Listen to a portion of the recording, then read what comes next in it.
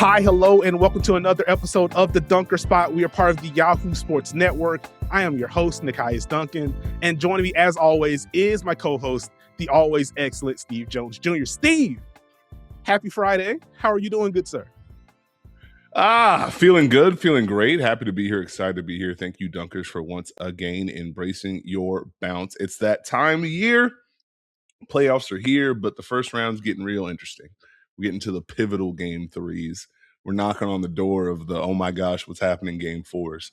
And it's that time of year where, we talk about these series. It gets real interesting.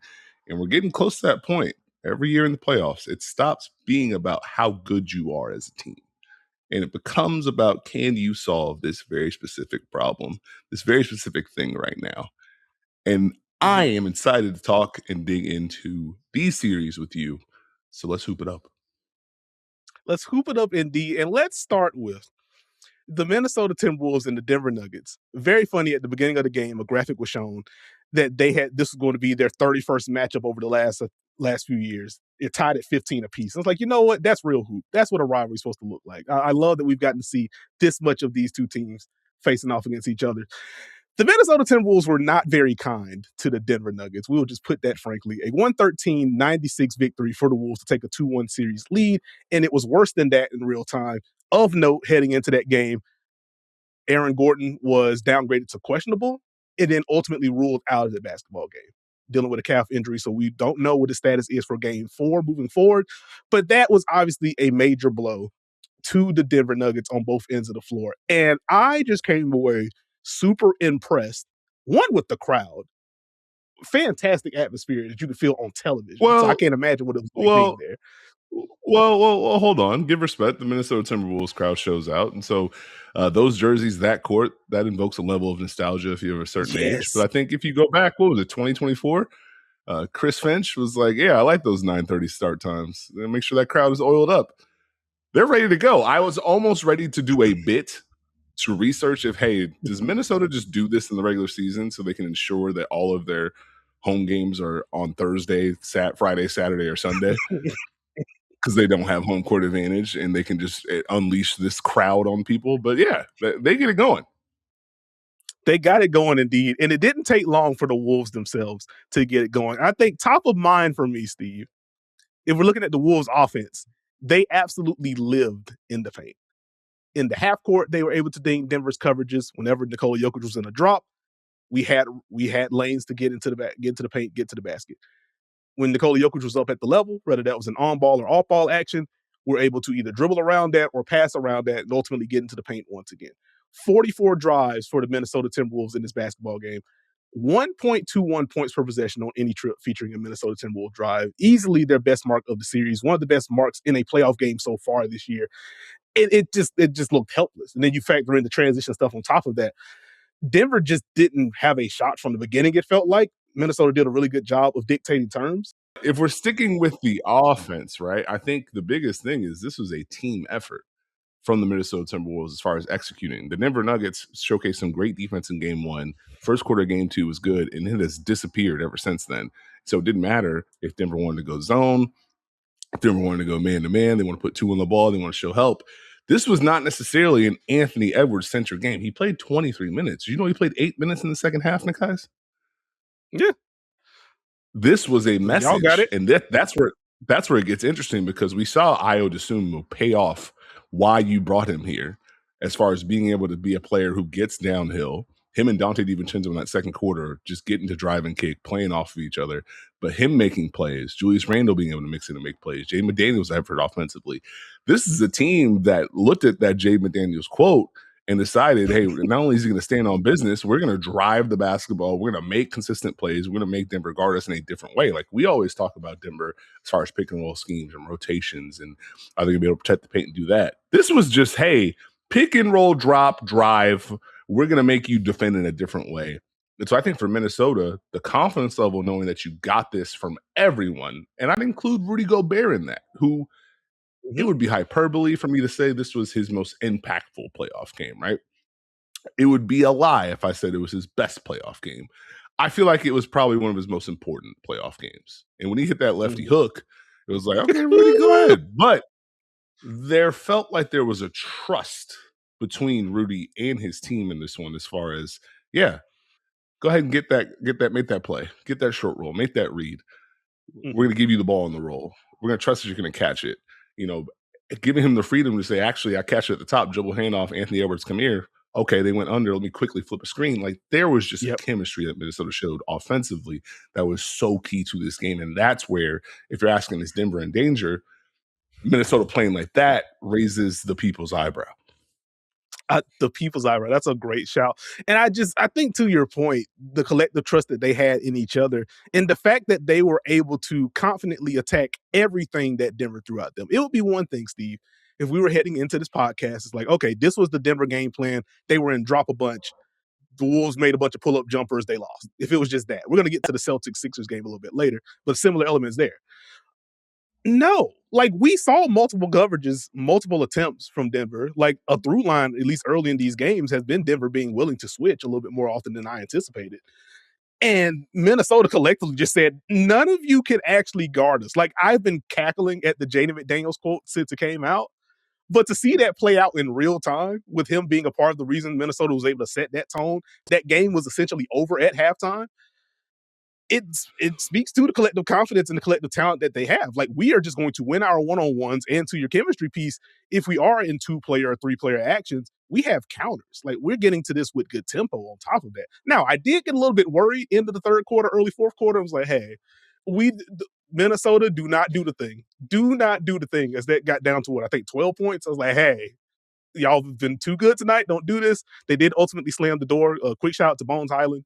Timely baskets. Also made Spencer Jones do the Harlem Shake on one of those. That was kind of rude. But very impressive offensive performance for the Minnesota Timberwolves. And then we shift to the defense. Oh, yeah. I've been waiting for this. Let's talk about the defense. Let's talk about the defense. Nekias. Oh, the Denver Nuggets. Dear. Go ahead. Led the NBA in points per game this season, 122. They were the best offensive rating. I'm sure you could say best offensive rating in history at some point this year. They scored 96 points. The Denver Nuggets shot 3 of 21 from the field in the first quarter. The Denver Nuggets, keep in mind, right? Nikola Jokic in the regular season averaged 10.7 assists per night. You could put that down in chalk. They had a total of 12 assists in this game. The Minnesota Timberwolves' activity defensively jumped off the page for the beginning, whether it was Rudy Gobert looking to protect the paint and try and contest Nikola Jokic. With Jaden McDaniels, him and Jamal Murray is always a fun battle, but the ball pressure, the screen navigation, Dante DiVincenzo switching, they were flying around. They were protecting the paint. They were not letting Denver get into anything. They were speeding the Denver Nuggets up. How many times have you been able to say that? They were comfortable guarding Jamal Murray and Nikola Jokic two-man game. How many times have you been able to say that? They took the flow away from the Denver Nuggets. How many times have you been able to say that? And so I want to salute Minnesota for delivering that kind of physicality, that kind of aggression, and doing that the entire game, darn near, and putting the Nuggets in a position where a lot of it is, Rudy Gobert has played very well defensively. He deserves his flowers. There is an element with Nikola Jokic where, hey, he missed shots. Very funny bit where Nikola Jokic was in the first quarter of game 2 and said, actually, I'm not going to shoot. And then in the first quarter of game 3, he said, yes, I'm absolutely shooting. And they were not falling. And so we have that fourth quarter with Jokic and Murray. We have this game with Jokic and Murray. And, okay, you're kind of used to the inevitable to a degree. It's tip of the cap to them, just as far as what they produce consistently. The inevitable didn't arrive in this one. You like to throw the E word around, efficiency, when it comes to Nikola Jokic. He didn't have a lot of fun with that. How many times have you seen Nikola Jokic shoot 26 times and make 7? And so it was just, usually it's like, okay, I'm going to set you up. I can get to my post. I can get the casual threes, pick and pop, whatever. It was a pitcher with no pitches. None of it was working. No, did not have a good time. So first, to broaden things out, per Cleaning the Glass, a 96.9 offensive rating for the Denver Nuggets. Second worst figure that they've had in the game this season. Only the third time all year, regular season plus playoffs, that it had an offensive rating under 100. Naturally, they have lost all 3 of those games. You do not do this to the Denver Nuggets offense often, and when you do, you are absolutely winning that basketball game. Matter of fact, all of those games were won by double digits. in the half court, an 87.2 offensive rating for the Denver Nuggets.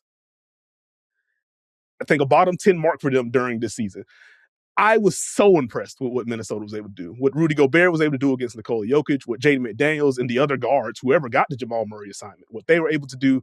The second and third efforts within possessions, when Denver was able to scramble them early, their ability to kind of course correct as the possession went on. Like one of the possessions towards the end of the first quarter, I want to say, that ends with Julius Randle just flying to Nikola Jokic, chest out, bodying him up, and I think it ends up in a shot clock violation. It's like, oh, they are all the way here. Every last one of them is here right now. Now, as you mentioned, there was an element when it pertains to Jokic. He did miss some shots that he normally makes. And I did like one of the few gold stars I would give the Denver Nuggets from this basketball game. I did like them being more intentional about how they were setting up the Jokic touches as the game went on. It did turn into a lot more. Let's go off. Let's slice you to the block. Let's make Rudy Gobert navigate some stuff. Let's run some action with Tim Hardaway Jr. where he's setting the back screen coming up, and then we can get the play out of that. So, like, they did some good things that they can obviously build on heading into the game 4. But no, Rudy had Jokic in the box for a lot of that basketball game. Jamal Murray did not have a lot of fun in this basketball game. And when you don't have the force of Aaron Gordon that can force mismatches and put more strain on your defense, or could just save you late in clock with some random shot making, some random duck ins, some transition seals and stuff like that, it's just a different element when it is Spencer Jones versus Aaron Gordon. And then naturally, when Spencer Jones goes to the bench, hi, Zeke Naji, welcome back. He had some positive moments as well. But it's just like, it's a whole different thing that you have to deal with or have to try to sort through if you're the Denver Nuggets. So again, most of the praise to me is just Minnesota just taking this basketball game on both ends of the floor. So the question I will toss to you, Steve, and I know we're going to do the actual panic meter in the second segment, but was this Minnesota got the better of Denver? Or did Minnesota show you something that could shift the series in your mind? Oh, you're stealing questions now, huh? Pay me my royalties. Be special. Pay me my money. This one feels more like it can't be this, Denver. That's more where I'm at. I don't think this is Minnesota can replicate this easily. Not that they can't, but this is an automatic where, okay, Minnesota's defense is going to do this every single time. Minnesota's going to be able to create these looks every single time. Like Anthony Edwards' patience was great. I think they got a lot of good things out of pick and roll, the drives from the guards. We talked about that. There's a lot of things that if I'm on the Denver side, okay, they've now added cards to the table. They've added some problems we got to solve. But it's more so this cannot be what this is not part of our winning formula. Our defense cannot be this. Our offense absolutely cannot be this. Mm-hmm. So it's more of a this is the floor is in hell type of game than, okay, the whole entire series just shifted and now we're in complete danger. Like if Minnesota does this again, yeah, absolutely. Like out of the park. But if I'm Denver, I'm looking and saying, okay, we absolutely did not defend at a high level. And offensively, we did not have the physicality. We did not dictate terms. We did not make shots. We could be a lot better on that end and kind of change terms. So I don't think this is a series ender. It is a, hey, you might want to set an extra alarm, big dog. Are you aware of what your flight is taking off? But yeah, that's where I'm at with it. Where are you? Okay, I think for me, I am more inclined to agree with you that I don't think there was anything that Minnesota did in that game 3 that the Nuggets just absolutely cannot counter at all. I think the closest thing that you get to that is the Jokic drop reps. Because I do the Wolves over the course of this series have just found a comfort with some of the drives. And if they're able to get through that initial layer of help that Denver's been sprinkling at the nail, there is just a level of comfort at the rim that the Wolves have had that I'm just like, I don't know if can take that off the table. Better navigation is going to help, but I don't know if they can remove that comfort off the table, if that makes sense. So that's probably the closest thing I can get to, like, Denver, this is a problem that I foresee for the rest of the series. But I think Denver can shoot better. I think they can execute better offensively. And I think that will just neutralize a lot of what we saw. Like the offense being that bad, it was Minnesota setting, dictating terms, but it was also missing shots, and then they get to run off of that. If some of those are makes, you just get to set your half-court defense a little bit more. So not at series shifter yet, but I am keeping a closer eye on those drop reps from Denver because Minnesota just looks very comfortable poking at that. But let's move to the Eastern Conference, Steve. The Atlanta Hawks have once again, as the series shifted to Atlanta, have once again won a 109-108 victory over the New York Knicks. Another late game thriller with CJ McCollum once again being the hero of the basketball game. And once again, multiple big plays in the fourth quarter by Jonathan Kuminga, including the loose ball scramble versus Josh Hart to officially end that game after Jalen Brunson misses a shot. I do want to go big picture with this series, but I want to ask you, Steve, as you literally have NBA experience, I want to ask you about the final two possessions where you get the CJ basket and then you get the Brunson miss at the end of the game. Were those two possessions in your mind just Atlanta executing / getting stops, or was there anything you would like to have seen New York do differently on either of those possessions, from lineup construction to scheme stuff or anything of the sort? Oh, we're going trapdoor here. I see. I understand it now. I think for me, when it comes to that, for New York, they went with a all defense lineup. We said we're not putting Jalen Brunson or Karl-Anthony Towns on the court. And they had found success with Josh Hart guarding CJ McCollum. So I'm sure if you're a New York Knicks fan, you're trying to figure out why was Josh Hart not on CJ McCollum? Maybe why was Mitch Robinson not in the game? I totally get that. I tipped the cap to Atlanta because they had a timeout in the back pocket. So their set was just a quick hitter. It was just a quick hitter. So if you look at that, it's just Jonathan Kuminga, CJ McCollum going do-si-do. The Knicks, my biggest question was, why did you not switch everything if you had the smaller lineup out there? That to me would be the whole point. At least switch or push CJ's catch out. But I understand people being like, well, CJ has feasted against people that are smaller than him. He's gotten to his spots. He's felt good. Like Deuce was active against him in the fourth quarter. But you didn't pay off the concept of having activity and being able to switch and deny and put yourself out there like that. So I thought I tipped the cap to Atlanta for, hey, go quick hitter. CJ, we're going to get you the ball on the move, get to your spot. If you miss, we still have a timeout, so we'll foul. But if you make it, pressure's on them. So I give Atlanta and Quinn Snyder credit for literally just going with that. Like we're not wasting any motion. Like it's just going to be a pin down, right wing's clear. If you have space, take it. On the other side, if we're talking about the Knicks' last play, right? Yes. I give the credit to Onyeka Okongwu on that play as far as his defensive effort and being able to defend the inbounder, shade to Jalen Brunson as he tried to pop, so you couldn't get a clean catch there. Now he's able to get back towards the middle of the court. And now, I think it was Cat was trying to improvise like an off-ball screen. Jalen Brunson flared to that side. Onyeka Okongwu gets in the middle of the paint and then cuts off that drive, cuts off baseline. That was just good defense from Atlanta, I think. So I'm more tipping the cap to Atlanta on that than yelling at the New York Knicks. Like, this is the playoffs. Like, every team that loses is going to tell and say their coach did unbelievably dumb things. But there are two coaches. This is how it works. One coach's idea is going to prosper. One coach's idea is going to fail. And it's going to go back and forth. I mean, I think at some point we've lost the plot a little bit. Been some real good hoops. You got to remember, the New York Knicks are down 2-1 because they lost 2 straight games by a total of 2 points. Margins are very thin in the playoffs. Yes. And so I guess to answer my own question, then we can actually broaden this out, because this was just a fantastic back and forth all the way through. But I want to get your thoughts on that, because again, you've been in these rooms, you know what kind of game planning, what kind of logic goes into these kind of decisions. So I wanted to lean on your expertise there. I think for me, I understood the Knicks going all defense. I had a similar why not just switch everything bit. And more than anything, if this was going to be the line that you went with, I was kind of wondering, you had Mikal Bridges on Nickeil Alexander-Walker to kind of kick things off. This hadn't been a great shot-making series for Nickeil Alexander-Walker so far.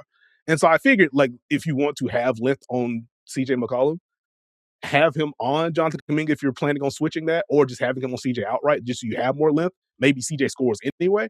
But that was one where, again, I don't be burned at the stake or anything like that, but that was one, looking back at it, I was like, I wonder what went into that. But I am with you on the last one. Like that, they tried to get Jalen Brunson to inbound, got denied. Onyeka Okongwu was able to get the stop. Like that just felt like good stuff from the Atlanta side. And again, Kuminga just kind of ending the game there.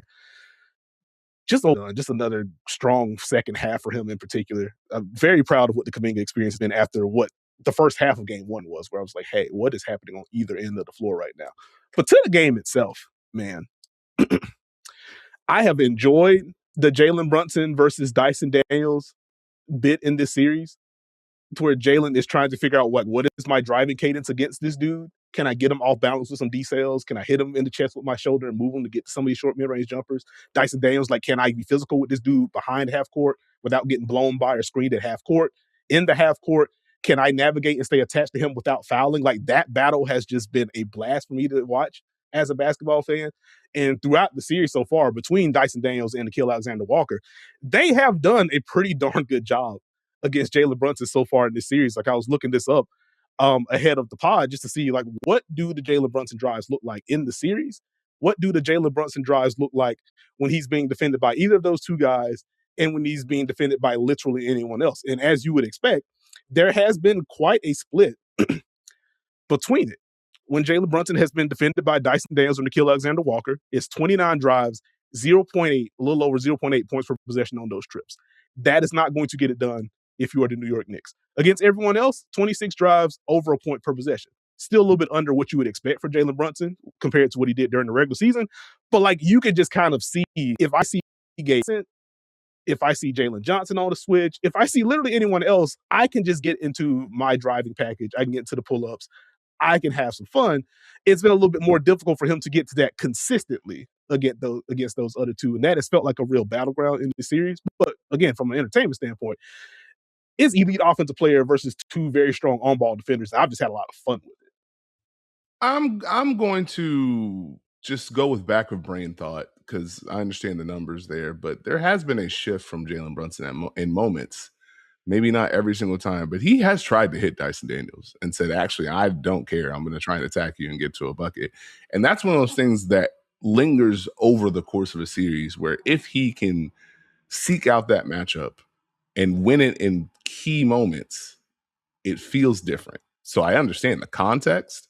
I wouldn't argue it, but you have seen a shift as far as him trying to hit him and win that matchup. I think it gets very interesting for these teams because this is one of the first series where it feels like, yeah, there's still some game plan elements at play, but we are getting very close to who's going to get this done territory. And the back and forth becomes a little bit different. I think, like, Jonathan Kuminga was huge for Atlanta. The Knicks have a Karl Anthony Towns scenario that everyone is talking about in different ways, which is just, I feel like I'm being gaslit because I'm watching the basketball game and people are like, man, Cat should have 30 points. All the Hawks have is wings when the entire, and I mean the entire bit with Karl Anthony Towns in the playoffs has been put a wing on him. So I think it's going to be interesting to see when do they want to establish him? How do they want to get him rolling? Who can they poke at? I thought they did some really good things in the fourth quarter as far as, okay, Josh Hart, Deuce McBride, you run pick and roll with Karl Anthony Towns. Let's get a switch. Mm-hmm. You attack that matchup. Playing Karl Anthony Towns in the second quarter, they split him and Brunson in that second quarter as far as trying to get a segment of Cat, get a segment of Brunson, and bring it back together at the end. Okay, Cat, they're switching. You get a dribble handoff and fake it and drive. You see if you can poke at those switches. So can they get a consistent form? And it's kind of shape-shifted to where can we find him in different ways? And can we get him touches in different ways? But I think overall, can the Knicks put more things on the menu? This felt like their least intentional game offensively of the series. It didn't feel great from them in the first quarter. It felt like they were playing the Hawks game as far as getting up and down a little bit. And then the Hawks took off and the Knicks were in a dogfight. Now, credit to them for getting it back.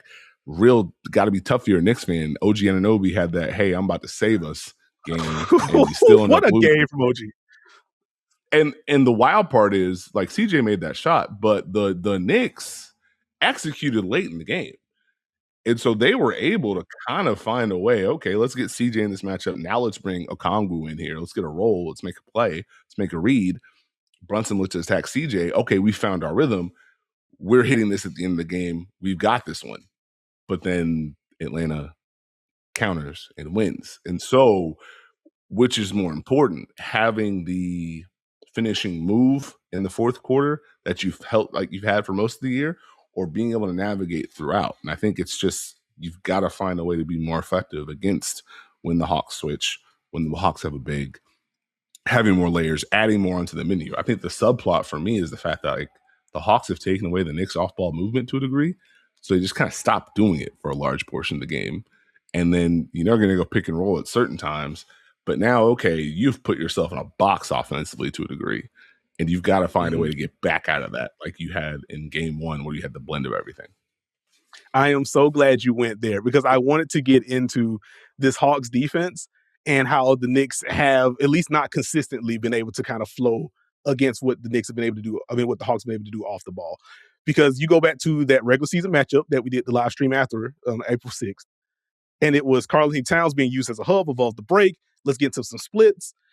Are y'all switching? Cool. Are your switches clean? Cool. What is your positioning after the switch? Oh, nah, lead pass layup. And it just felt like in that game 3 in particular, the Hawks did such a better job of navigating the off-ball stuff to the point where the Knicks had to flow to something else.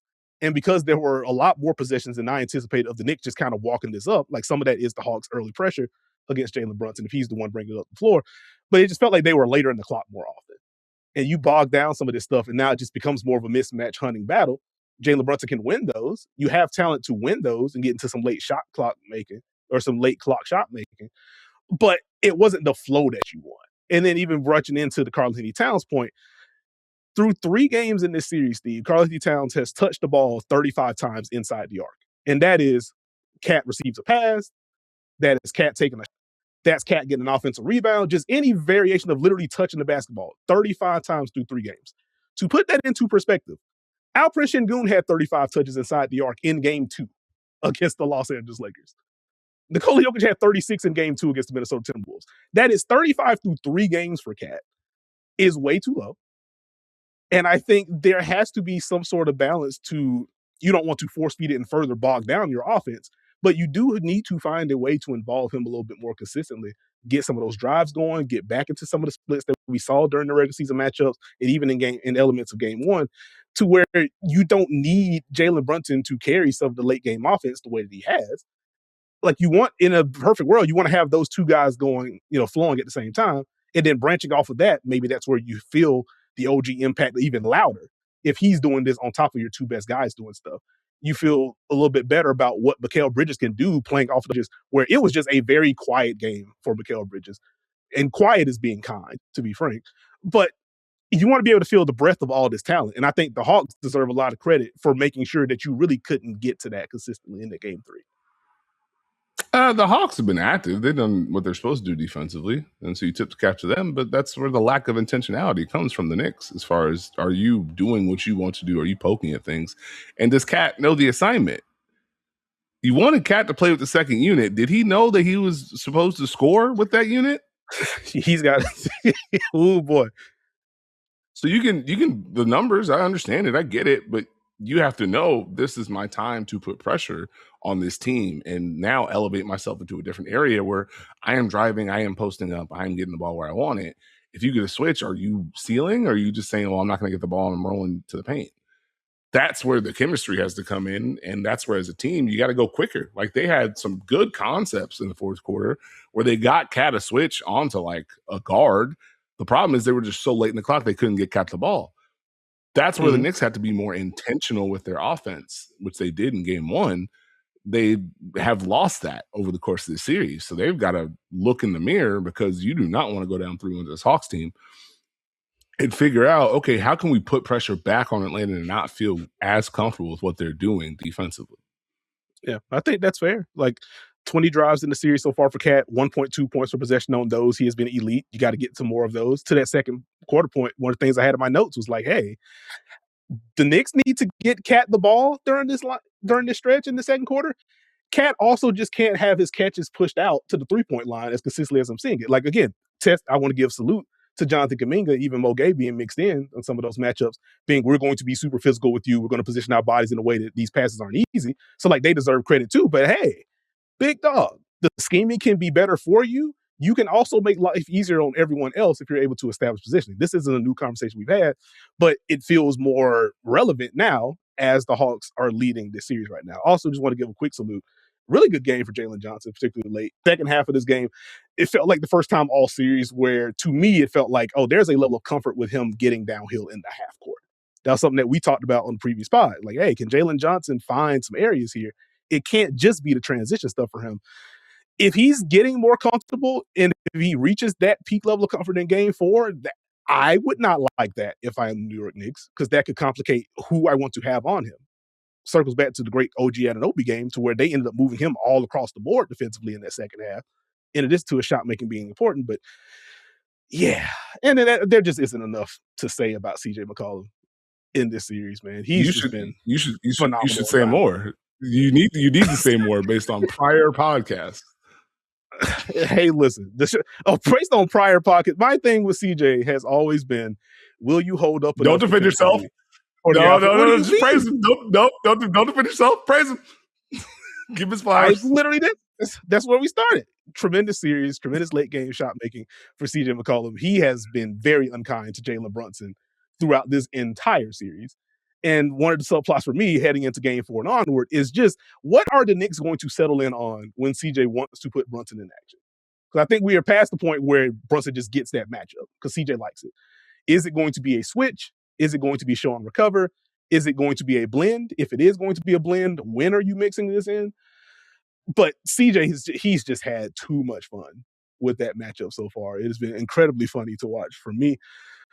And here the Hawks are, man, up 2-1 with another home game, a chance to really put a stranglehold on this series. So curious to see how the Knicks adjust. We're going to take a break from here, and when we return, we start with the other 2-1 series because, oh boy, the Raptors aren't dead. We're going to have some fun. And then we go back to the panic meter with some of these games as we head into the weekend. Stay tuned. And we are back with this episode of the Dunker Spot. One more 2-1 series to get to before we turn to the panic meter for the other series. The Raptors and the Cavaliers had some questions, had some thoughts based on what the opening games of the series look like. And the Toronto Raptors flipped things on its head in Game 3, a 126-104 victory in Game 3. Scotty Barnes with 33 and 11. RJ Barrett with 33 points in his own right. 22 points for Colin Murray-Boyles. I was both impressed and also kind of cackling at the streamlined intention of the Toronto Raptors, where the game plan offensively was very much 49% rim rate in Game 2. We are going to continue to get to the rim. Also, James Harden, Donovan Mitchell, we are putting y'all in action all of time. Y'all are likely going to switch. And if you don't, we get to play out of 2 on the ball, something that we haven't gotten consistently in this series. And if you do switch, we are heads down and we're either getting to the basket, getting to the free throw line, or forcing help, and we're able to play out of that. And for the Raptors to have that level of intention, I think it is smart. It was obviously impactful because they won the game. But the different ways that they went about this, it wasn't just high pick and roll, get a switch. Like we saw RJ Barrett setting the pin down for Brandon Ingram on the left side of the floor to get that switch and then flow into an action from there. We saw some back screening that the Raptors were able to play out of. You still had the intention in transition where you wanted to get downhill a bunch and really force the issue there. And so the paint mashing from the Raptors was probably my biggest story from this one, Steve. And so I'll toss it to you. Like, what kind of caught your eye in this one? Anything series shifting, in your opinion, from the Raptors? Do you think they found something, or did they just play better than the Cavs in this Game 3? No, I mean, I think they found things which was important as far as having a chance to have success in the series. Because the first 2 games felt like the blueprint of why they had Donovan Mitchell and James Harden. The pick and roll didn't feel great. You didn't feel great about Brandon Ingram based on your rant. It didn't feel like Scotty Barnes would be a pressure point. You got a lot of ifs out there. And so it's always, to me, okay, if you're the other team, can we put some of this back on the table? I think Toronto delivered a couple different things. Number one, it was very interesting to watch that first quarter, and it's like 10:30 in the first quarter, and Donovan Mitchell and James Harden have been in like 3 screens already. And it's like, okay, that's what you're doing. I thought Scotty Barnes was really intentional, brought the old school game and said, you know what, not only will I get the matchups I want, I'm backing down, I'm making sure I get a paint touch. I'm going to force you to react in a different way than you have been, as far as where I'm going to be able to, try and get a matchup hypothetically. Evan Mobley's going to scram it out, and now I'm stuck with 8 seconds left trying to create on the perimeter. No. I'm going to lead the dance a little bit more in this one. Interesting concepts. I think Brandon Ingram really was trying to attack in that first quarter and slipped 18 times. But finally was like, okay, I draw the line at Sam Merrill. We're not going to do that. This is where I say enough. I'm not having that. But I think the other portion was there was intention, there was force. They made James Harden move. So RJ Barrett, I thought, was really good, but they got him involved in movement. They felt really comfortable with what they were doing offensively. I think the other thing that they did was putting Jakob Poeltl on Evan Mobley to start this one felt like a good way to keep him on the floor and have some impactful minutes. And he's comfortable in the drop. He could be someone who could help defensively. He's still guarding a roller, but it's not the same as Jared Allen. And now if you have switches against Jared Allen, it's a more positive thing for Toronto because you have Jakob Poeltl helping on the backside. And that flows into being able to play smaller and doing more outright switching and just overall having a comfort. So for me, it's less series shifting and more like, hey, we have things we can throw at you. And it'll be interesting to see how Cleveland responds. I don't think they had the same automatic flow and force that we had seen in the first two games when it came to, okay, no matter what, we know Donovan and James Harden can kind of put pressure and open things up. And it was very funny to watch James Harden start to lull someone in, and try and do through the legs, I'm about to cross you over, in the Scotiabank arena, just booing like he's a wrestler, taunting and losing, booing intensified. But I think you'll probably see a stronger effort. I'm curious to see how Cleveland wants to defend in this one, because it's interesting. You had moments where they were like, hey, Dennis Schroeder, don't switch on to Scotty Barnes. You show and recover. But you also outright put Sam Merrill on Brandon Ingram. And it's like, okay, is the bit also is the bit also Darko and Toronto being like, if we throw something at you, are you gonna overdo this and tinker in ways that you didn't think you would? Yeah, I guess two things to bounce off of what you said, and then we can move. Like, I do agree, like, this was Toronto executing a game plan more than Toronto has found something that Cleveland can't counter. So not super worried schematically yet, but Toronto did put a ton of pressure on that Cleveland defense in particular. 54 drives, 1.4 points per possession on those drives, which is insane. Scotty Barnes had his best driving game of the series. RJ Barrett, series high, 18 drives, nearly 1.3 points per possession on those.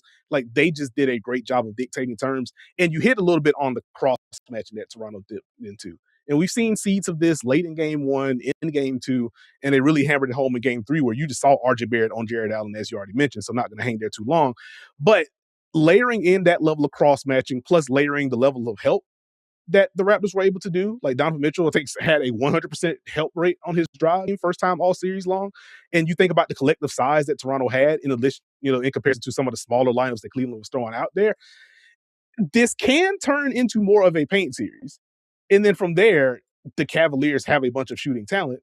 The Raptors shot the left off the ball. Shout out Jamison Battle. That's the last thing I'll end on, then we can move to the next series. Jamison Battle getting minutes, scoring 14, making all of his threes, and generally just putting Cleveland in the bender with his shot making and movement. We have seen flashes of this throughout the regular season, or really just since he's been a Raptor. He just should have been in the rotation. Now, I will plant my flag on that hill, but salute to the Toronto Raptors. We'll see what game 4 and the rest of the series looks like. Let's get to the panic meter, Steve. We have game 3s later on today as we record on this Friday morning. We've got Lakers-Rockets as the series shifts to Houston. The Lakers have a 2-0 series lead right now. 101-94 victory in the game 2. LeBron James fantastic again. Marcus Smart made all the shots. Luke Kennard shot making. It feels like the story of the game, aside from Kevin Durant coming back after missing game 1, everybody's talking about the Laker double teams against the Houston Rockets offense. I went through, I clipped all 27 possessions in which the Lakers put 2 on the ball against KD or Alperen Sengun. It was 21 points on those sessions. That is not a level of efficiency that is going to get it done. But within those clips, you saw some good process from Houston. You saw some less than ideal process from Houston, some less than ideal tempo stuff. I have a lot of thoughts about where we're at with that, but that does just seem to be like the inflection point of the series. As you said at the top, you get to a certain point in the playoffs where it's less about how good you are and more about can you solve this specific problem. And so the question I want to pose to you, Steve, is with these double teams that the Lakers are sprinkling in against the Houston Rockets, against KD, against Alperen Sengun, how much of this is solvable for the Houston Rockets in terms of we can be better about what we are doing, and how much of this should just be salute the Los Angeles Lakers for what they're doing? Like, what is that split for you? Nekias don't pay attention to what I be saying. I spent all Wednesday morning talking about these Rockets and Lakers double teams, clipping every possession I could find. Now, what I would say is everyone is talking about how the Houston Rockets have not found a counter, and they're not. How do you not beat these double teams? How do you not spec this? You should first deliver credit to the Los Angeles Lakers defense for the execution, the timing, and nailing this in the way that they have. It's not easy to consistently show that kind of level of help, to nail the timing on those double teams. And I think what you have to realize is Houston has attempted to move Kevin Durant around the board. It's not just pure pick and roll, but anytime you got a dribble handoff and they switch, a double's coming. It might come from the wing. It might come from Marcus Smart. It might come from big. There's a reason the Lakers are going switch and double when Kevin Durant and Alperen Sengun are in actions together, because they do not want Alperen Sengun to operate as a roller. And so I think the timing, the intention, and the rotation and being able to fly around has been huge for the Lakers because, one, they've been able to surprise Kevin Durant with the speed. So anytime that he feels like, okay, let me cook, or I hold it to see if you're coming, they come at the right time, they rotate to the middle, and they fly back out to the perimeter. And so for Houston, it's about, one, tapping into what we talked about with their tempo all year long, getting to your sets quicker. If you're going to create an advantage, give yourself an opportunity to start quicker in the clock so you can play out of it. And I think we saw a little bit more of that in the third quarter where they were able to get a little bit more flow. But nothing has stopped the Los Angeles Lakers from committing to this. And so it's, okay, are you going to play out of this? Are you going to drive some closeouts? Or to be able to get them to make multiple efforts and show a second level of help? And more importantly, on top of that, right, can we layer other things in? Can we have something else that we have going? I think you have the duo of not just what they're doing to Kevin Durant, the timing of it, and how it's impacting Houston's offense, but what they've done to Alperen Sengun, where they said, hey, we'll switch, we'll push your catches out, and then we'll show baseline help, or we'll double, and now we'll make you think. So you're not as aggressive. So we can't necessarily lean on you during certain portions of the game because you're getting the same treatment to a degree. Can we get to Amin Thompson as a screener? I thought they had a really good idea in that second half as far as Amin Thompson screening for Reed Shepherd to play off what the Lakers are doing switching-wise. And then you have Alperen Sengun lifted. The problem is LeBron James on the weak side. He sniffed it out, and you didn't get what you wanted. But you've got to poke at the Lakers' defense in different ways. You've got to make them make multiple efforts.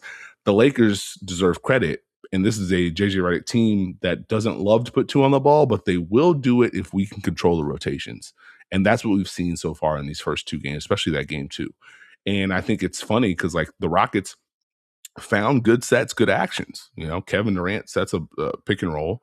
He kind of pops to the right wing. Right wing's clear. LeBron is in the corner against Jabari, I think it was. He stays flat. Kevin Durant turns the corner, finishes. The Lakers adjust on the fly. So if you go back to last year's playoff, you remember the Lakers were willing to say, oh, this is a person in the corner, our help defense will come to the elbow. The next time they ran that set, LeBron was at the elbow. I think the other side was at the elbow. Marcus Smart was like, well, I can't double, but I can be where you drove last time. So they're going to have to find ways to poke at the Lakers defense. And so I think it's more so, can they solve it, or can they just do enough to make the Lakers be a little bit less aggressive? Can they be timing with the right decisions? Can they flow out of actions? Because you have an opportunity to get Alperen Sengun as a roller if you flow into him and make a big say, oh, that's Kevin Durant getting the ball again. Oh, I'm supposed to be up here. Now it's a pocket pass. Like, you've got to just deliver counters, but you got to play quicker. Got you.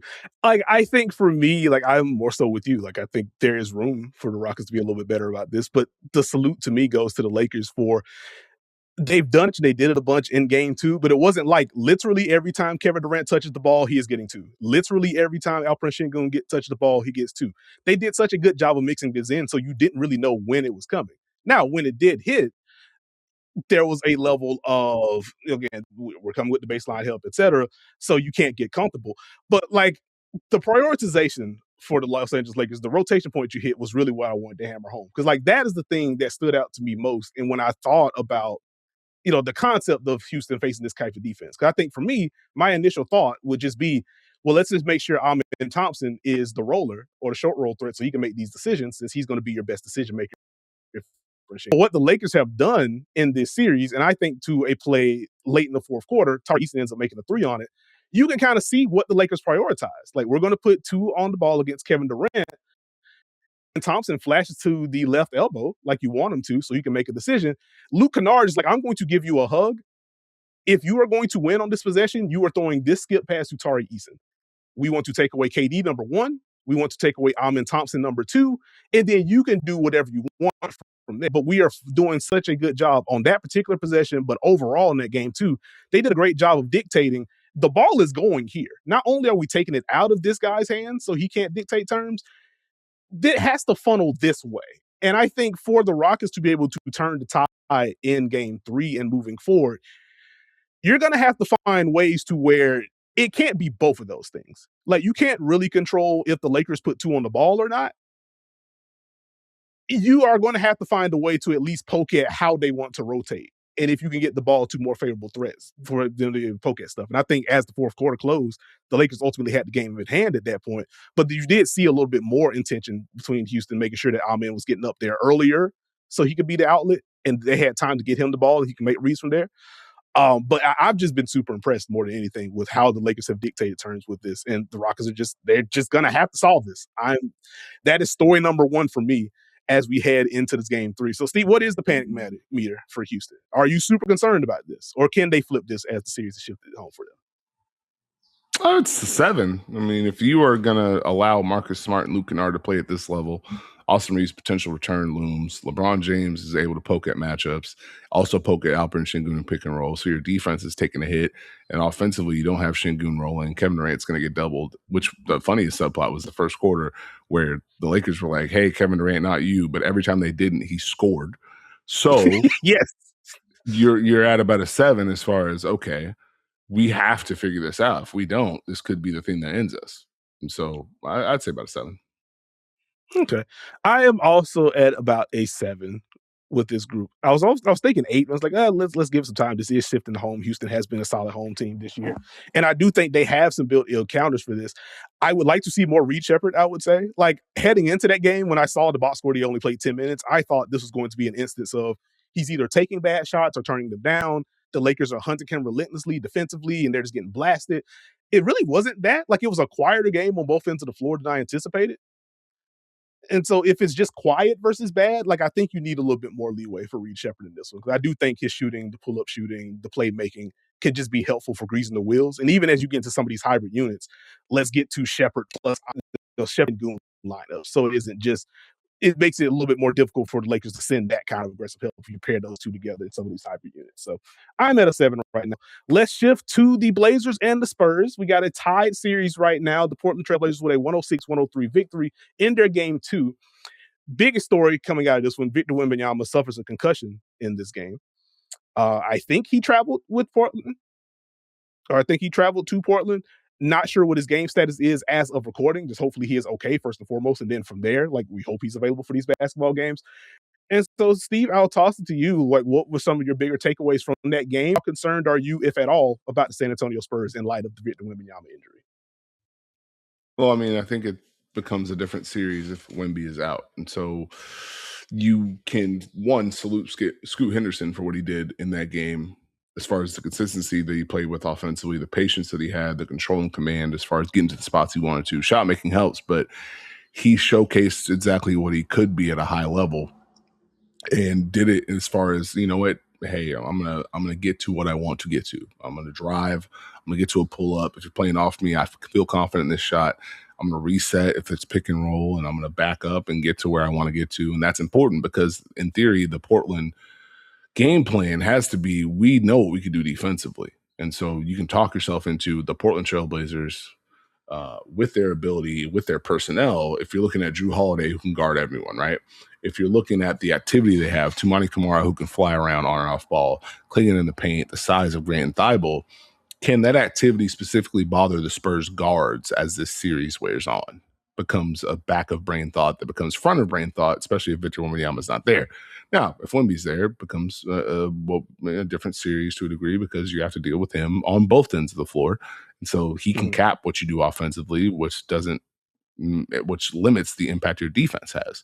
And so if this is a series where Wemby is not coming back right away, and obviously his health is the priority, but now, okay, can we just bother San Antonio's guards, bother Devin Vassell, bother De'Aaron Fox, bother Stephon Castle by using a big or being able to have any of our guards kind of protect the paint and then get enough offense on the other end? I mean, going back to Portland, if it's no Wemby, with that defense and what I would assume would be a crowd that has been waiting to see playoff basketball, again, now are you able to knock on the door of you're not having fun with what we can present? Or is this a temporary fix? And now Wemby comes back, we can't necessarily get the offense consistently where we need it to be. Defensively, we're doing good things, but we don't have the full mix. That's probably where I'm at. So I think the panic meter for San Antonio is probably like a 5, where, okay, we kind of need you back, big fella, and it could rise. From Portland, this is the time to attack. No, I think that's fair. Like, I think to answer my own question, I'd probably be at a 6 for San Antonio because Wemby just figuratively and literally looms so large for what they want to do on both ends of the floor. But going to the game, like, obviously you don't want to see injuries at all, so it stinks that Wemby was out. But from analyzing this series, it also stunk that he went down because I was fascinated by the early plan from the Portland Trail Blazers. When we were talking about, heading into the series, it's like, hey, they haven't seen Wemby in any of these matchups. Wemby naturally walls off the rim in a way that nobody else does. Can the Blazers get to the paint? And what I was impressed with early on in that basketball game was some of the secondary drives that Portland was able to get to. Let's go empty side action. Let's draw Wemby since he's low on the floor and in the corner. Let's string him out, turn this into a late switch, and then we can attack behind him. And they were able to get to that over and over and over again in that first quarter and early in that second quarter. I was like, this is kind of fascinating if they can continue to hit these notes consistently. They were able to get a Danny Avdija 3 out of it. Scoot Henderson was able to get downhill, draw some fouls early in the first quarter. I think Drew Holiday was able to do the same. It's like, okay, they have a plan here to get to the rim a little bit more. And then when Wemby goes down, again, it sucks from a basketball fan perspective, but it's like, yes, I'm keeping an eye on the drives, but this is more straightforward for me. Like, okay, can you just win these? How do Spurs want to guard? Is it just going to be drop for Luke Kennard? Is it going to be any cross-matching there, et cetera? But it's not the same effect if Victor Wembanyama is there. So if he is available heading into the weekend, I want to see if the Blazers are able to keep that momentum up, if they're able to have that be a sustainable plan, rather. And then just kind of zooming out with Wemby or without Wemby, the paint emphasis for the Portland Trail Blazers in that game too loudly, pretty clearly. So in the regular season, the Blazers had 9.1% of their touches get to the restricted area, whether that's just driving there, petering it out, getting a shot attempt, drawing a foul, whatever the case may be. That was third in the NBA. Game one, that was 7%, below their average. It was down to 5.4% when Wemby was on the floor. Game two, up to 11.5%, and it was up to 8.6%, right around their regular season average with Wemby on the floor. The fact they were able to find their legit regular season formula or close to it with Wemby on the floor, that screams good process to me. And naturally, if Victor Wembanyama is not available, they should be able to dictate a little bit more terms in the paint. And I wonder what that means for the series. So that's why I'm a little bit more worried about this, because as you mentioned, the Blazers do just have a level of defensive personnel that can bother what San Antonio wants to do. My only curious thought there would be, do they stick with Donovan Clingan or Stephon Castle if Wemby is not there, or do you go more traditional matchups? But it was a heck of a win for the Portland Trail Blazers. I was very impressed. Let's shift to the Eastern Conference. Another impressive win to notch the series. The Philadelphia 76ers, Steve, a 111-97 victory over the Boston Celtics. Tyrese Maxey with 29-9. VJ Edgecombe with 30-10. Their young backcourt really showed out in this one. The question I'll pose for you, Steve, was this an element of the Sixers just playing better, or did they find something that they can consistently hit against the Celtics group as we move forward in this series? And what is your parameter? They countered. It's a fun back and forth. We talked about how the Celtics were excellent in game one on both ends of the floor defensively. They had a game plan to put the Sixers in a box. And, we're in drop. We're trusting our guards to navigate screens and contest pull-ups. If you turn the corner, we're going to meet you before you get to the paint and rotate behind it. If you do, in fact, get in the paint, we're going to collapse and you're going to deal with multiple bodies. You're not going to have fun. We're going to, mix in some switches off ball. We're not going to let you have any kind of rhythm to a degree. And in game two, the Sixers were extremely decisive in countering that and understanding, okay, well, Tyrese Maxey said, I'm not going to wait. If I get the ball in transition, I'm going to get to my spot. I'm going to let it fly. If we go to pick and roll, I'm going to take this pull up because I have the space. Let's force an over. Let's beat that screen navigation. If I know you're going to help, we go empty side pick and roll. I know there's going to be nail help. Let me advance the ball. If I'm Paul George, let me get a matchup. Let me get a shooter next to me. Let me advance the ball real quick. DJ Edgecombe, let me get to my spots with this space that you gave us with this drop and get to my shot. And so that blended into the Sixers formula of we can do enough defensively to kind of bog you down, be active, but we're now making enough shots to put pressure on you. I don't think it's a series answer, but it's a fun counter as far as you did a great job against us in game one. We are now going to poke at that in game two. And now you have to kind of deal with, okay, how much pressure do you want to put on us? How much effort do you want to give? Are you going to make us make shots? Are you going to show the same level of help? What are you going to do? Now, the hidden elephant in the room becomes Joel Embiid. And that's where the panic meter score becomes different. Because if you're telling me the Sixers delivered the counters to a Boston team that it's a tough matchup for them in theory because Boston takes care of the ball, protects the paint. They haven't even tapped into pure switching, putting a wing on a big, and they are showing this kind of effort and protecting the paint.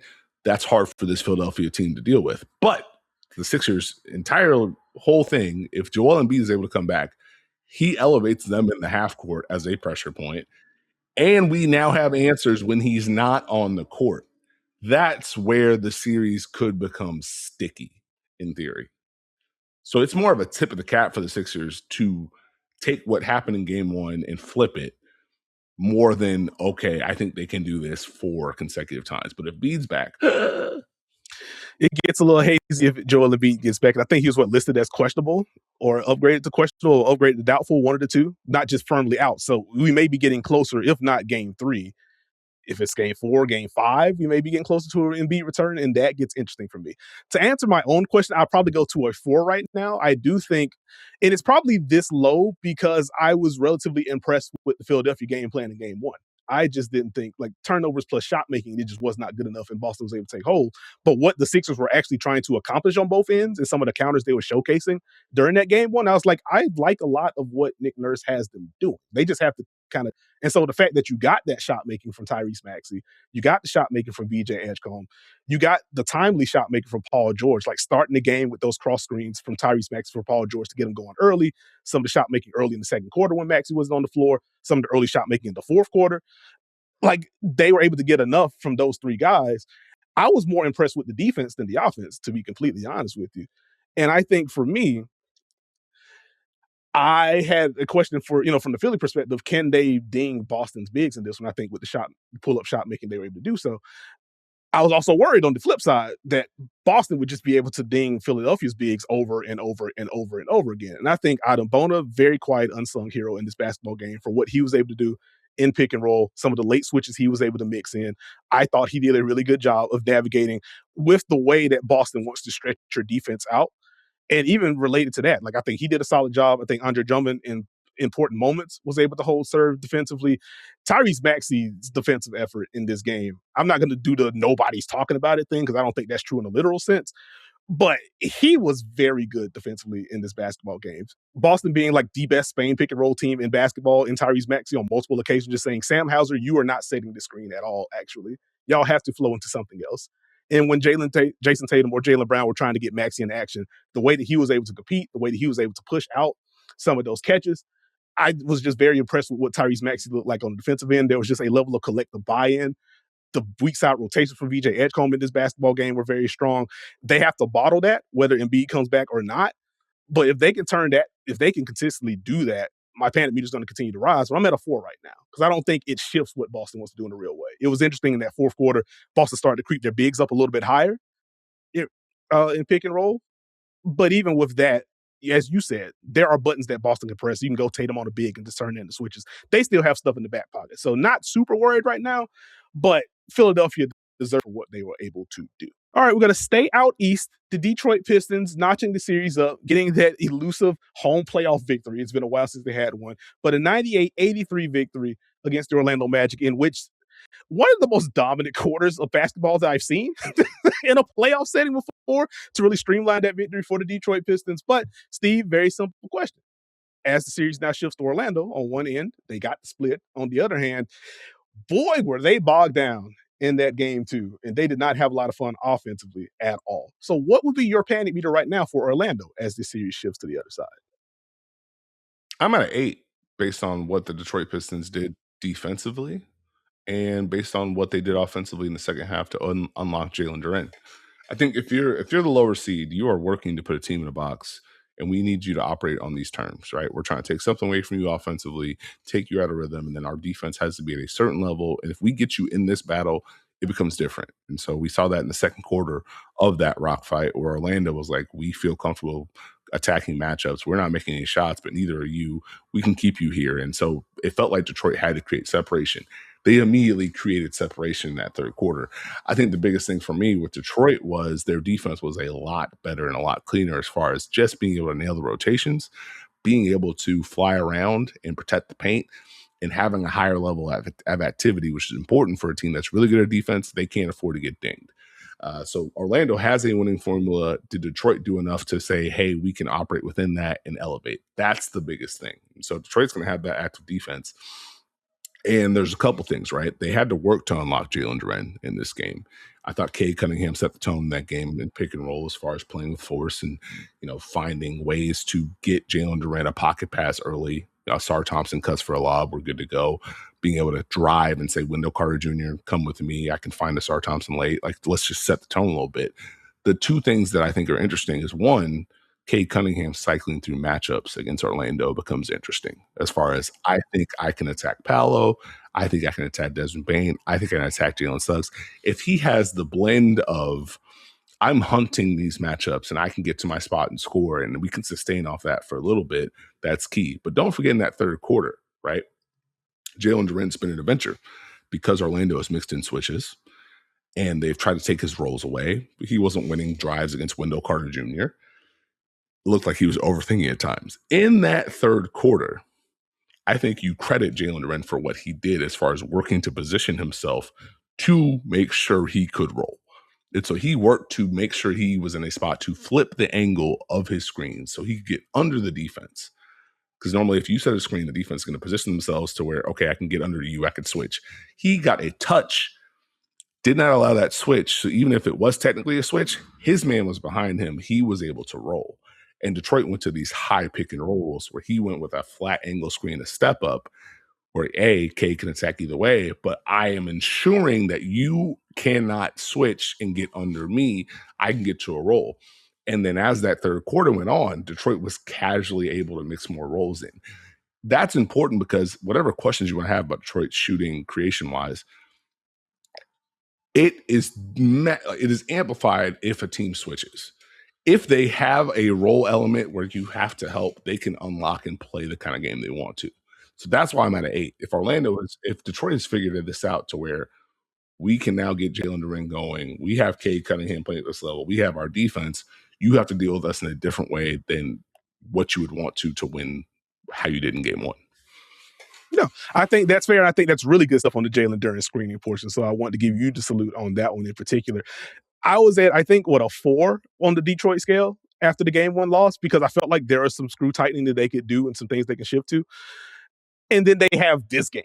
Like I didn't anticipate, again, just it's 30-3.25 at a certain point. Like that, you can't bank on that. But I did expect Detroit to bounce back. And I'm kind of at a 7 with Orlando because it was a very loud example of this is how teams want to treat you in the half court. And you still haven't proven that you can consistently generate good stuff. There have been pockets, there have been moments, but you haven't been able to consistently take that off the table.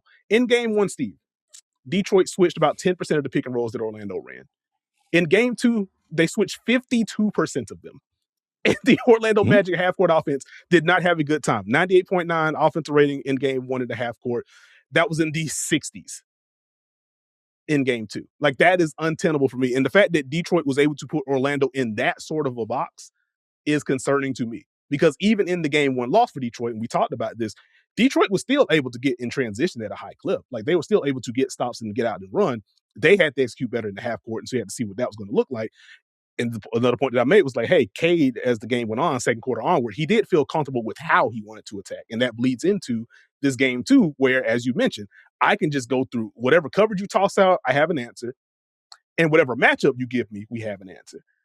And if Cade is that comfortable and Detroit's defense is back, Orlando, we're back to the regular season questions with Orlando. Like, hey, what exactly do you do to create consistent advantages? Because Paolo can win a one-on-one, Bane can win a one-on-one, Franz can win a one-on-one. The latter two just largely did not in the game two, and I expect them to be better in game three moving forward. But how can you move defenses consistently? I'm right back there based on what Detroit was able to do. For them to just turn that into, we're switching over half of your stuff, and you just got to win.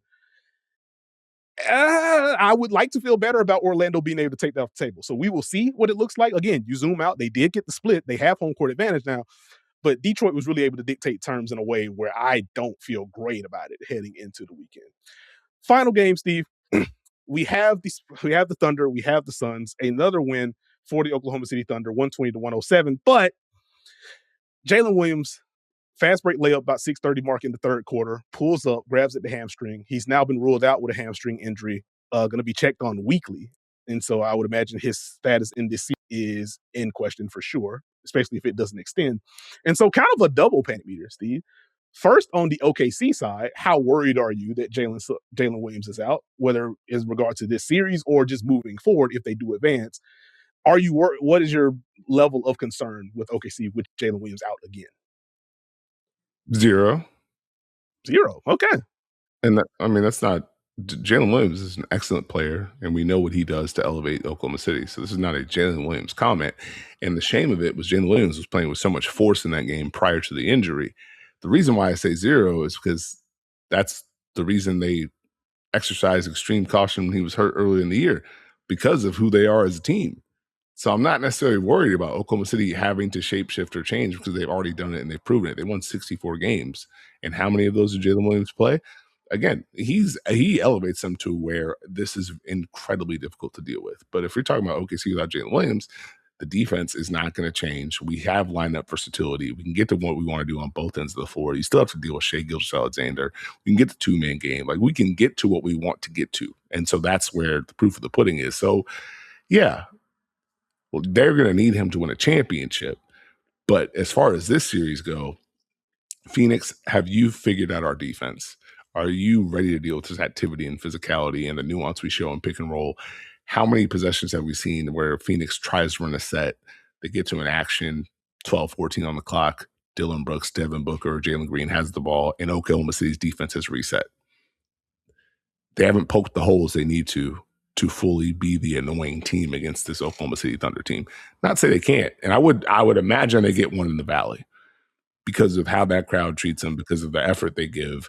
But at the same time, overall series-wise, Oklahoma City has too many defensive cards, and Shai Gilgeous-Alexander has too many offensive cards as far as, cool, you want to show early help, I'm going to find my counters, I'm going to make these shots, I'm going to make these drives, make these plays. So 0 for me for OKC.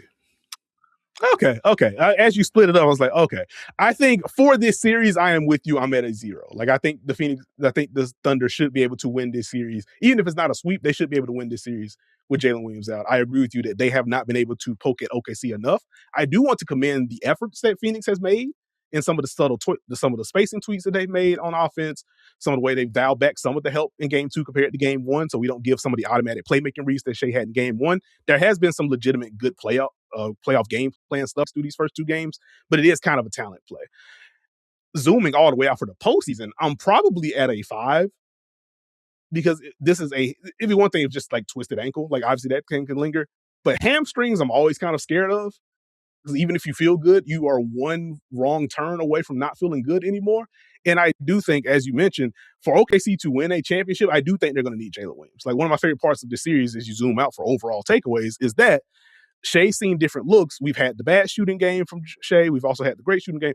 The fact that Jalen Williams has looked increasingly more comfortable and more like NBA version of himself that we saw last year, that was a positive to me. And like Chet against smaller guys has been generally solid through 2 games in the series as well. Like, those guys being able to produce to that degree is where I was intrigued.